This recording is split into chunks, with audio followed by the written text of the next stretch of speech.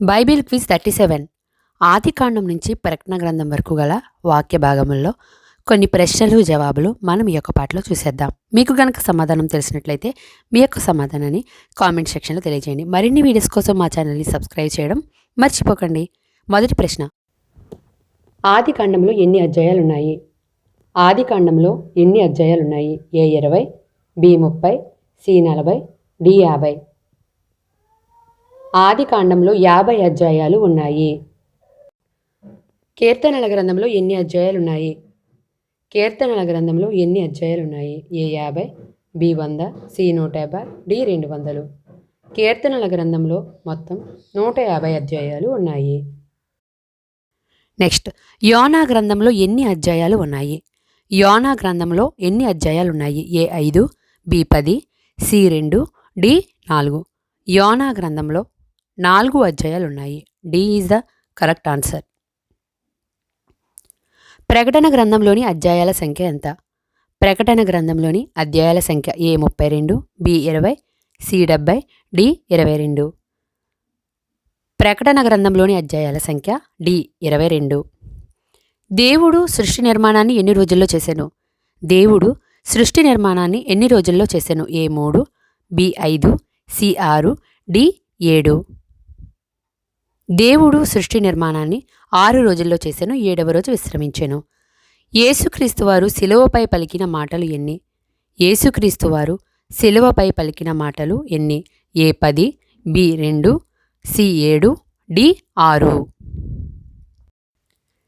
యేసుక్రీస్తువారు శిలువపై పలికిన మాటలు 7 మాటలు. సి ఆప్షన్ అనేది కరెక్ట్ ఆన్సర్. నెక్స్ట్, నోవాహును దేవుడు ఎన్ని అంతస్తుల ఓడ కట్టమని సెలవిచ్చెను?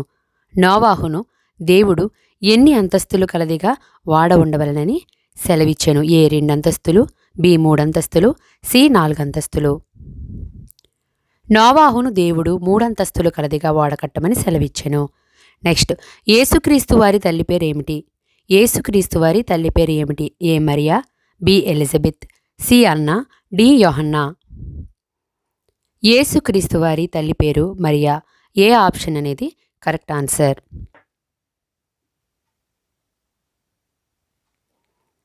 నెక్స్ట్, యేసుక్రీస్తువారు ఎక్కడ జన్మించెను? యేసుక్రీస్తువారు ఎక్కడ జన్మించెను? ఏ బెత్లెహేము, బి నజరేతు, సి ఐగుప్తు. యేసుక్రీస్తువారు ఎక్కడ జన్మించెను? యేసుక్రీస్తువారు బెత్లెహేములో జన్మించడం అనేది జరిగింది. నెక్స్ట్ క్వశ్చన్, కుష్ఠరోగం చేత బాధపడుతూ ఎలీషా చేత స్వస్థపడినటువంటి సైన్యాధిపతి ఎవరు? కుష్ఠరోగం చేత బాధపడుతూ ఎలీషా యొక్క మాట వలన స్వస్థపరచబడినటువంటి సైన్యాధిపతి ఎవరు? అంటే ఎలీషా గారు సెలవిస్తారు కదా, అలా స్వస్థపడిన వ్యక్తి ఎవరని. ఏ నయమాను, బి గేహాజీ. ఏ అనేది కరెక్ట్ ఆన్సర్. నయమాను యొర్దాను నదిలో మరి 7 సార్లు మునగమన్నప్పుడు నయమాను గారు వెళ్ళి ఎలీషా మాటను బట్టి యొర్దాను నదిలో 7 సార్లు మునగగా కుష్ఠరోగం పోయి పసిపిల్ల వంటి దేహం వస్తుంది. నెక్స్ట్, ప్రకటన గ్రంథంలో చెప్పబడిన సంఘాలు ఎన్ని? ప్రకటన గ్రంథంలో చెప్పబడిన సంఘాలు ఎన్ని? ఏ 3, బి 7, సి 10. ప్రకటన గ్రంథంలో చెప్పబడిన సంఘాలు 7 సంఘాలు. బి అనేది కరెక్ట్ ఆన్సర్. ఆదాముకి ఎంతమంది కుమారులు? ఆదాముకి ఎంతమంది కుమారులు? ఏ 1, బి 2, సి 3. ఆదాముకి 3 కుమారులు, కయీను, హేబేలు అండ్ షేతు.